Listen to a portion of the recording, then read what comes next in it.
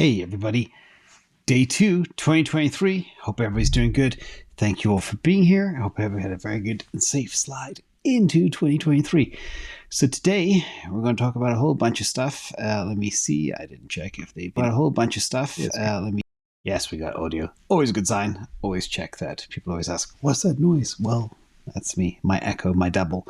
Anyway, let's just jump in. This is the time of the week where we answer all the top issues, the burning issues out there. And don't worry, DCA is returning.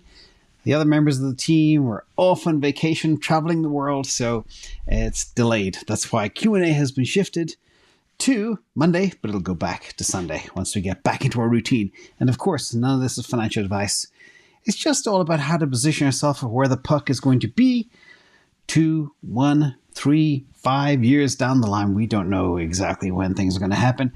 And where these questions come from Patreon. Every week, you guys vote on what questions you want answered.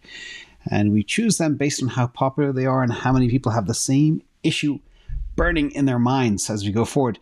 So let's start with the very first controversial issue from Marty. Let's say Solana is dead and no longer around in 2023. Thank you, Pancake Panda. Which layer 1 are you investing in, excluding ETH? Well, great question. And if you don't know by now, I invest based on numbers and data. That's it. Not churches or cults or any other reason. And it's worked pretty well over the past 30 years. But let's talk about all of the stuff that's happened recently. First of all, is Solana dead? Well, I don't know. This guy, Vitalik came out and said the other day, some smart people tell me there is an earnest, smart developer community in Solana. And now that the awful, opportunistic money people like Sam Bankman-Fried, etc., have been washed out, the chain has a bright future. Well, ever since he said this happened. So I don't know if it's all to do with Vitalik at all, but the rumors that took the price down just so people can catch up, it was 5 days ago. It took the price from about $11.50 down to $8, and some exchanges even lower than that. But it's gone up 40% in 4 days. So it took a while for it to bottom, about 24 hours.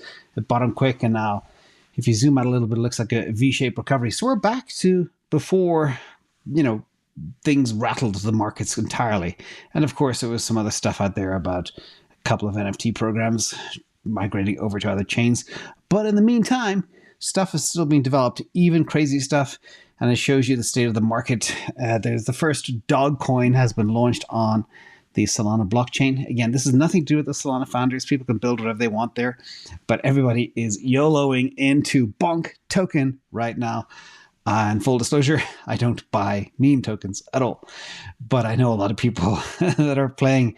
And I think this thing is up 200% in a day. Probably even more now. So again, the DGen and the DGen folks are still out there playing. And people are getting bored with stagnant assets that don't go anywhere. So let's go back. Let's talk about the top chains in terms of usage and popularity. And this is from Artemis.xyz. And you can see very clearly here in this beautiful little colorful chart as of the month of December 2022, daily active addresses, market share. Number 1, Binance Smart Chain, 38%. And Artemis asks the question, what are people doing on BSC? Number 2, Polygon, Matic, long time, kind of one of our top 3 faves here on this channel since the beginning of time, since 2021. Solana is number 3 with 16% activity, and Ethereum number 4 with 15%. You add up 30. Actually, question for the comments below: can people add up 38 plus 17 plus 16 plus 15? Add it up and see what's left over for the rest of the chains. That is a good piece of analysis to do. Now I'm going to go back and get to your question. Sorry about the long-winded intro, but a lot of people had a lot of other questions, the same thing. Is Solana dead, etc. So here we are. This is one of the many metrics we use to value layer 1s. And this is the simplest value-based metric with daily active users as of today. Not yesterday, today. So and also prices and market caps as of today. So Ethereum trading at a market cap of about 148.9 billion about an hour or so ago. Daily active user today is 280,000. And therefore, the market cap per daily active user, which I've seen now other people are beginning to use this ratio, which is a very good value metric. And you get a huge amount. Each user basically on Ethereum is worth over $500,000, which is quite ridiculous. And then what I do is I do the same value if that is the case. What would the upside be for the asset? So if you look at the market cap for daily active user for things like Solana, trading at $4 billion, 418,100 daily active users today is about $9,700 per user. Next, second in the box, and this gets to your question, what would I buy based on this value metric? Well, Polygon was just jumped over by Phantom since the last time I did this. Phantom is now number 2 in the box at about $15,000 per user. Polygon is number 3 at about 17,000 per user. But remember, Polygon is a layer 2. It's not a layer 1. So it's important to take that with a grain of salt. But some of the stuff that's been built on it is very layer 1-esque. And the question is, though, what is going to happen down the line? And how do you look at relative market caps and aggregate them? So Polygon does more transactions, has more daily active users than Ethereum, but it's only trading at just shy of 7 billion market cap, whereas Ethereum is 148 billion. So that's the big question. And that's one of the reasons I have not bought Ethereum in a very, very long time, because I think, in my math, it's overvalued or expensive, or other things are cheaper, whichever way you want to interpret that. And then number 4 on this list is Near Protocol at about 30,600 per user. Then Algorand, 52,300 per user. And then Avalanche, 96,000 per user. Cardano, 137,000 per user. And Cosmos, 223,000 per user. Polkadot, 4.7 million per user. But of course, they've got subchains, parachains, so it's not really a good metric. But again, we won't talk about Polkadot right now. So if you look at this, and if you imagine they become valued like the way Ethereum is valued today, and if layer 1s grow, and if they do disrupt traditional finance, etc., you can see big upsides. So per this, the theoretical gain would be 5,300% on Solana, 3,400% on Phantom, 2,800% on Polygon, and 1,600%, which is a 16x on Near Protocol. But again, none of this is a guarantee of where anything will go, just a way of looking at relative values. So if, to answer your question, if Solana was dead, I'd probably be buying Phantom. So hope that helps. And there's many other things that go into that calculation as well, not just this DAU metric. So thank you for the question. Next question is from Mr. G. Can you update us on your shop position? Do you have a sell price? And would you advise swapping out for Tesla? So this is a very, very good question. I do have a tiny position in Shopify. It's less, like a good bit less than 0.5% of my equity positions. Very, very small, but it made me think about this. And your question was very pointed, because a lot of people know that I like to swap stuff around. So this is the shop divided by Tesla price. So if you look carefully, that's the blue line on this chart, and it's trading at about, is it 20? It's trading at about 0.3 shares per. That should be on the number. It should be about 0.3 to Tesla. But the thing that's important to note is the fact that if you look at the teal line, that's the Tesla price. It's down 65.47 over the last 12 months. And the orange line is a Shopify. It's down 75.18%. So Shopify has actually fallen further than Tesla over the last year. But the question you asked, would you swap? Now, if you look at the average of the pair, which is the blue line, it is way above the 50-day moving average, which is the green line, and the 200-day moving average, which is the red line. So from that perspective, not financial advice, but in terms of trends over the last 6 months, etc., it does make sense to maybe consider doing that. But again, who knows what's going to happen? I'll talk more about some Q4 numbers in a minute too. But if you do look at this, let's look at some financials between Shopify and Tesla. And the relative value to Tesla is poor. So you can see the price, $123 for Tesla. It could go down tomorrow when the market opens. Again, I'll talk more about that in a minute. Shop is at $34.71. The market cap, though, is a lot smaller than Tesla. And next year's earnings per share is only 3 cents for Shopify. Again, they're not as profitable as they used to be a year ago.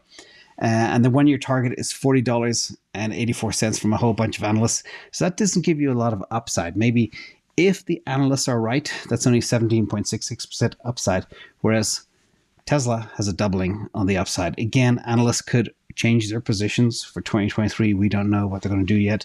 But look at the PE. Forward PE 22 versus 1157. And the PEG ratio, the 5 year expected is 0.77 versus 15.7. So everything you look at, the ratio there, it should mean revert. That's what I mean by MR, to about 0.15 to 0.2. And that is the number of Shopify divided by Tesla. So as a ratio. So that's the kind of the way I look at things. So your question is a good question. Obviously, the better value based on all the numbers, all the analysts, all the forward projections, all the charts is Tesla. Just not financial advice, of course, as well. Finally, third question is from Chief 360. David Bailey and Dylan LeClair hosted a Twitter Spaces discussion on GBTC. They are organizing retail and institutional investors to force the trust to redeem Bitcoin to shareholders. That'd be a great idea if possible. But they need 51% to get traction and have circa 20%. So to reach 51%, they must have retail. Can you speak to this? And can you message it to the world? Yes, I can indeed. So first of all, this is the website. Go to redeemgbtc.com and there you fill out your name, email, number of GBT shares owned, which trusts you own, ETH, GBTC, and a whole bunch of other stuff. And, make your voices heard, perhaps, if you like. But the reality is, and I have spoken about this before, there are, as I say, sharks swimming around. Grayscale Bitcoin Trust has a lot of value there. Valkyrie want to reduce the fee from 2% down to half of 1% to make it competitive with other ETFs, GBT, other trusts, etc. But in the end of the time, what I think is the big Wall Street players win. I would love for David Bailey and Dylan LeClair to be able to make a stand and be successful. But I also know there's firms like Goldman Sachs, Fidelity, Valkyrie, BlackRock, who knows who else swirling around. And there's a lot of FUD as well. Check Twitter today for all the stuff between DCG, Barry Silbert, and one of the Winklevoss twins from Gemini. I find it hilarious to watch. You've got heads of industry, heads of companies sparring at each other, throwing mud live so we can all watch. So it's kind of fascinating. So with that, good luck, Dylan LeClair. And I hope you guys can make it happen. But I think as well, a lot of people want this asset too. So fingers crossed, those that do own GBTC can be made whole in the near future. With that, let's jump to the next question. This is from Bitcoin Holder. Can you give us a year-end report of the best performing assets? Gold, oil, Bitcoin, S&P 500, Dow, bonds, etc. Yes, I can. It's one of the easiest questions I've probably ever had, but it's also good to shed some light on where we have come from over the last year. And it was one of the worst years in history across the board. But if we look at some of the numbers here, you can see TLT, which is the yellow, down 31%. Bitcoin down 64.65%. Let's do other negatives. Dow Jones down 9.4%. S&P 500 down 19.95%, nearly one full 20%. Then on the positive side, you've got the Case-Shiller Home Index in the US up 4.97%. You've got the Dixie, the dollar index, the dollar itself, up 7.55% against a basket of other currencies. Oil up 5.85%. And gold up 1%. So that is what happened. Now, to view all that kind of in perspective, again, it's a very strange year. And one of the things about markets, when a certain asset has a bad year one year, typically it has a good year the next year. It's unless you're in certain things like gold sometimes has 2 or 3 bad years in a row. But other assets, that's very, very unusual, especially if you look at disruptive technology stocks versus value stocks. So this is the way it looks in a chart. Again, those percentages ranked. The dollar is the best performing asset for 2022. Oil, 5.85%, number 2. Real estate, number 3. It's one of the reasons I believe in the three-legged stool. We'll talk more about that in a minute too. Gold, 1.23%. Dow down nearly 10%. S&P down 20. Bonds, 31. And Bitcoin, super volatile asset, down 2/3. Again, brutal. But if you look at where it's come from, I mean, people were buying Bitcoin at $3,000 and $4,000 in March 2020 on that big dip down. So again, it's come an awful long way since then, but still it is bad. But we'll see what happens. And you all know what I think what'll happen this year as we go forward. So next question is from DJ Glitch, a wonderful community member that does a lot for the community. And we'll share that soon as well with you all. Big surprise coming. First of all, referencing the flows by asset chart from CoinShares you showed during OCTA Tuesday. In fact, James Butterfield is on vacation for Christmas, but he'll be back hopefully tomorrow. Can you please explain how digital assets can drop in price per token despite having a net positive flow of funds? For example, Solana. So this is a great question. So let's look at one case in point. This is where the data is relatively easy to find. And the way to think about it is Bitcoin is very much a retail asset at this stage of the game. And the number of retail investors versus institutional investors is 2,000 to 1, and it's growing. So even though an institutional investor will invest a lot more than your average retail investor, there are a lot more retail investors. And even if an institution invests, say, in Bitcoin or something else, that doesn't mean that the retail investors are matching them or doing the same thing. So sometimes retail can sell before an institutional investor can even get the paperwork in place to think about selling. They can't move as fast as retail. They can't get in as quick, and they can't get out as quick as well. And that's why these crypto markets are still driven by retail investors. So even if there is an institutional flow into an asset, it doesn't mean the asset will go up. So hope that helps, DJ Glitch, but a good way to think about things. Next one is from Row Factor. Watching Tesla crash has been difficult. How would you change your valuation of Tesla with falling margins and uncertain profit expected during the coming recession? Any reason to hedge now? So first of all, I think it's too late to hedge at this stage because it's down so much. It fell so fast. A lot of it has to do with Twitter and all of that kerfuffle. But they did make about 439,000 cars in the fourth quarter. There were a lot of logistical bottlenecks out there, as well as a lot of stuff that Elon Musk was trying to resolve. But it's pretty clear that he took his eye off the ball over the last 2 months, and that has had an impact on numbers. It shows you how influential the man is. Perhaps he does believe Tesla will run by itself with or without him. I don't quite agree with that take. Their deliveries fell about 34,000 vehicles short of production. And we don't know where margins are yet. That'll come out in about 2 weeks, but we'll be definitely having our eye on that. Now let's look at some Tesla numbers, and I'm going to spend a bit of time on this because it's very, very important. First of all, this is the Tesla Q4 and full year 2022 numbers.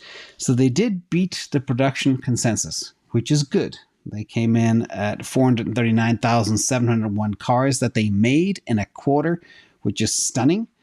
But they didn't deliver as many, and that's the problem. They missed delivery. The delivery expectation was at 420,800. They came in at 405,000. That's why there's reports of tons of cars being at big shipping ports and airports and all sorts of stuff. Now, the FY 2022 deliveries were up 40.3% over the previous year, which kind of makes the 40% number. But it wasn't the 50% number. And the FY 2022 production beat 1.369 million vehicles versus 1.331 expectation. So that's all good. There's one thing I do want to point out in this chart here, and I wrote it in. The amount of deliveries that they missed of that certain amount of cars, whatever that is, 20 or 30, say 34,000 vehicles, that's only 13 days of inventory. Okay. If you look at other car companies, they have many, many months of inventory available in some cases. So that is one issue to look at as well. Let's talk about a few other things as well.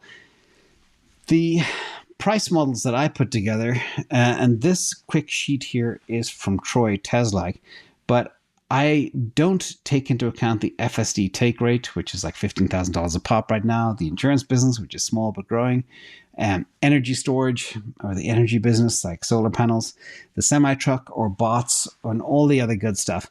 It's just purely based on cars. And the other thing as well, I'll give you one example of the numbers kind of I'm crunching right now, which again, Wall Street don't look at. I'm on with Gary Black, and hopefully he'll add this to his spreadsheet going forward too. But I've been crunching numbers now. I want to say one thing before I talk about the capacity, is this is based on public statements made by Tesla, their CFO, that they have sufficient battery supplies for the first time ever to really focus on their energy business, because they didn't have that before. So they had to push all the batteries into cars. Now they can push them into Megapacks, which is a big one going forward. So this is based on disclosures from Tesla, not from me.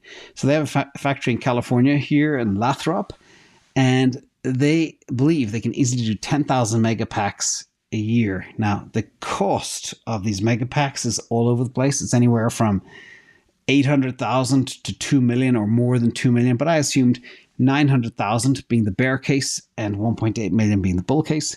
That gives you revenue. Margins on these Megapacks are apparently everybody I've spoken to is at least 50%, but I assumed 40%.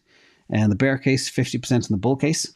And the profit attributable per this product line in the year 2023 could be, wait for it, $3.6 billion in the bear case and $9 billion in the bull case. But remember, this is pure profit. Now, the per share, earnings per share impact of this is $1.20 per share on the bear case and $3 in the bull case. By a multiple of 25 bear case, a PE of 25, would give you basically an added value to the share price of $30 in the bear case and $90 in the bull case. So this is an example of how you can pull apart these other areas of business that they have and add a lot of value to the actual stock price. But nobody does that. That's the weird thing about Tesla. There's just so much value to unpack. The other issue is, where did the cars go? So needless to say, China was hit very, very hard because of zero COVID and recession. A lot of people lost a lot of money with real estate, but they are opening up again and the economy will grow again. Okay. Now, this should bode well for 2023. If they open, okay, you can see here 43.4% of the vehicles are sold to China, but at the same time, they're just opening other markets like Taiwan, etc. And that's about, rough back of the napkin, about 584,000 cars are sold in China, or 0.0004 cars per person. So we'll see. Again, it's been a brutal year with COVID lingering stuff, supply chain issues, bottlenecks. It's been delivering vehicles has been a huge challenge. And in Q3, Tesla, Elon Musk and the team said they could have delivered vehicles, but it was so expensive to rush them out. So they didn't. Now let's talk about another factor here. And I'm not making the case for Tesla. I'm just sharing data. You can do whatever you want. But this is a visual of the production ramp of where we are today. And again, people think, oh, well, there's no demand for the cars, etc. We'll talk about that in a minute when we talk about demand levers. But if you look at Fremont, how much they're producing versus Shanghai, they're the two big factories. But Shanghai only really just started. It's new. It's now doing nearly 800,000 cars a year. Texas, Berlin, and Nevada haven't even gotten off the ground yet. And what this looks like in terms of numbers, you can see, I believe, full ramp for Fremont would be about 650,000 cars, so they can still grow 18.9%. Shanghai, 26.89%, based on, by the way, that 913,000 cars a year is based on 4 times what they produced in Q4. All right, that's where that number came from. Texas, I think they could do 300,000, but they will be making complex cars there, like the Cybertruck. And Berlin, 300,000, mostly Model Y, but they're going to change that as well. But just look at the upside: 645% more cars on Texas, 460% more from Berlin, and of course Nevada. They believe they could do 1,000 trucks in a year next year or this year in 2023. I don't know if that's going to happen, but the point is, they can build more than the 40% growth. The question is, and this is what every Tesla investor has to ask themselves, can they sell what they make? And this is the problem. So net on all of this discussion is growth is 40%. The 2 gigs are ramping. Inventory is 13 days worth. 50% growth would mean this year, 1.97 million cars in 2023. But maybe 40% is the new 50%. Maybe 50% was too much of a stretch goal. But it is very easy to imagine that 50%, because if you look at Q4 production, you annualize it, it's nearly 1.8 million cars, which is very close to 1.97 million cars to get there. And Q4 annualized right now is 38% growth. But at the end of the day, it's all about how they use their demand levers. Things like tax credits, giving away free stuff like free charging, free FSD, all that type of stuff. Lease deals. Again, they have a lot of levers they can pull, and they got a lot of margin they can play with. But the big point is, it's not, I always say that Tesla was a recession-proof stock because Elon Musk said a couple of months ago, they have demand as far as the eye can see. That may not be true. In addition, but they do have industry-leading margins, which means they can drop price a lot before they even start making a loss. And that is the big wiggle room factor. Now, if these guys are hurting because of demand, every other ICE manufacturer is destroyed. That's the real story here, ladies and gentlemen. So everything, I spent a lot of time on this because I want to get one point across. Everything is relative, okay? When you invest, you identify the winner, all right? The money will go to the winner. I used to call it the black hole last year. And not the second or third place, it's the winner. I believe these guys are going to be the winner. And yes, financial Armageddon, thank you, Jerome Powell and the Fed, for destroying everything. That's just the nature of the beast, but we'll come out of that as well. But the idea is to position yourself for the winners in the future that will take over. And I'm pretty convinced this is the car company. Next question is from Arsenal78. Given the shockwaves in crypto this year, are you planning to change your 33% portfolio strategy spanning equities, crypto, and property in 2023? Great question. And I think about this all the time. And what I'm doing is I get to that in a second, but I want to explain one thing first. And this is a quick reminder on the CAPM, or the capital asset pricing model. And this is really basing your investments on expected return of the future relative to the rest of the market, which is kind of like what I just said with Tesla.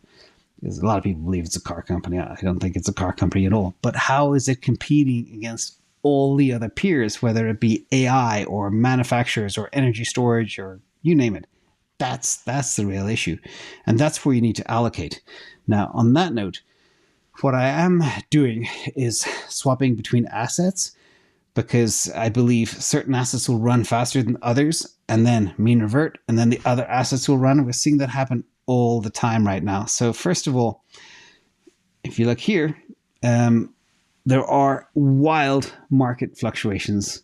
My biggest position after real estate is Tesla. That took a huge haircut.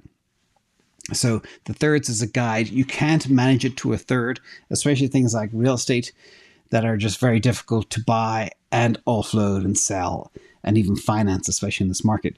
So I look at allocations when I look at things like the prices, again, back to the CAPM, which will perform better in a certain window of time, Bitcoin versus Tesla, or Tesla versus real estate. And then you also have to look at things, other factors like what are the real estate financing costs versus prices? Does it even make sense? All of my real estate is financed under 3%, interest only, all of it. If I was to refi these things today, it would be over 7%. And I probably wouldn't be able to get interest-only mortgages as well. That's the problem. So therefore, real estate, I'm kind of boxed in. And I'd rather have cash in the markets because I believe crypto and disruptive stocks, maybe not in the next 6 months, definitely not over the last year, but over the future. And just look at the speed at which things are changing right now. The speed at which chains are being adopted and activities in this change is just mind-blowing. And the development and the speed of production of things like Tesla, mind-blowing. And all the product lines that they have that haven't even begun to turn on yet, mind-blowing. So that's where I want to be. And hopefully we'll all be on the journey together. So don't worry about short-term fluctuations. I'm beginning to sound like Elon Musk now. But, when you get into high alpha, high beta, high volatility, that's just the nature of the game. So with this, favorite part of the week is Ian. We have adopted Ian the sloth. Ian was found without a mother, and Ian is in rehab and soon to be on a release program. And he apparently has the softest fur ever. So super cute. Thank you all for being part of that. So with that, I'm going to open up to some questions from you all and see how everybody's doing. We have Future Millionaire first. I'm going to drink some water. Right.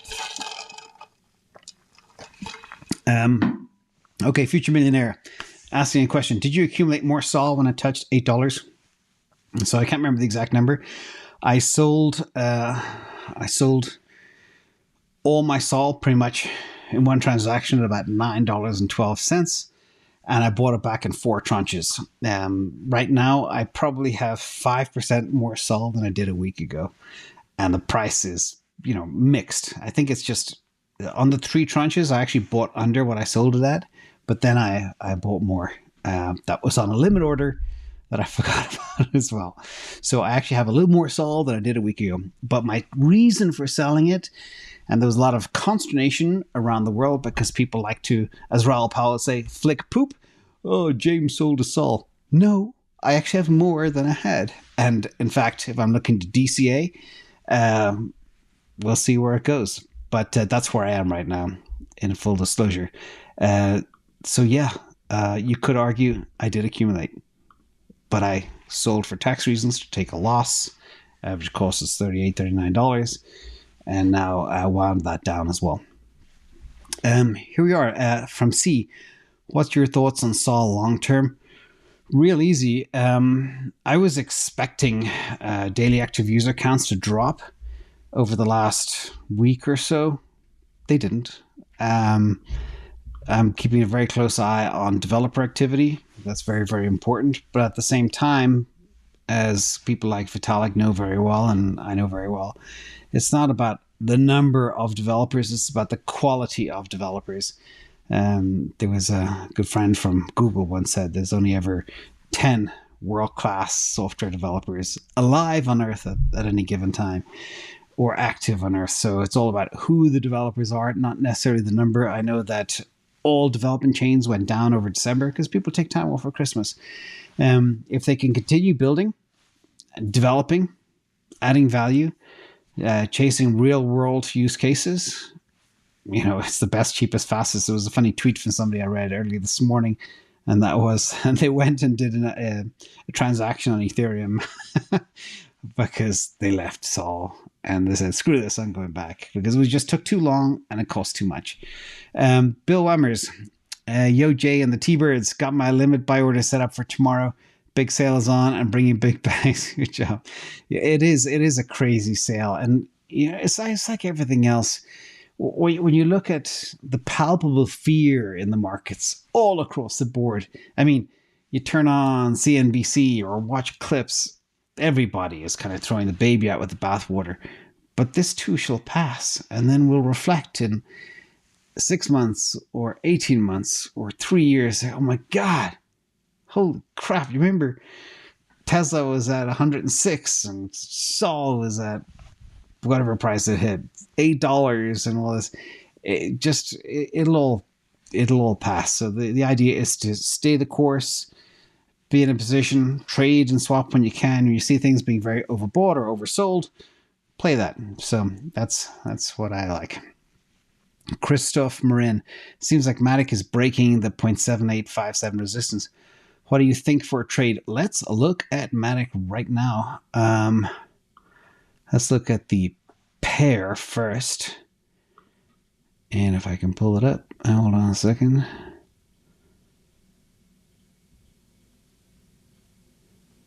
Let me see. Matic. Yeah, it's not doing too much, but it does look like it could break out, but not be totally oversold. Again, when you look at, if you just sort the top 100 cryptos today and look at returns, it's very interesting. The top performers are, Phantom Bitcoin pair, Sol Bitcoin pair. Matic is up a bit too. Near is up. But other kind of big names are staying solid. I'm not really focused too much on Matic. I know a lot of people are looking at things like Link and Matic right now as well, but it just doesn't have that level of excitement that other things have that are moving much faster.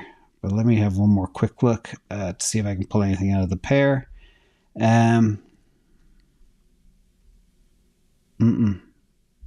Nope.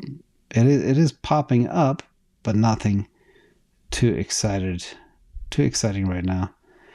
So I don't have my other chart available right now, but otherwise I'd share my desktop. Now, there's a question from... This always sounds bad. Whenever I get a weird question, can you look at Jasmy coin? I never heard of it. I'm going to have a very quick look at it right now.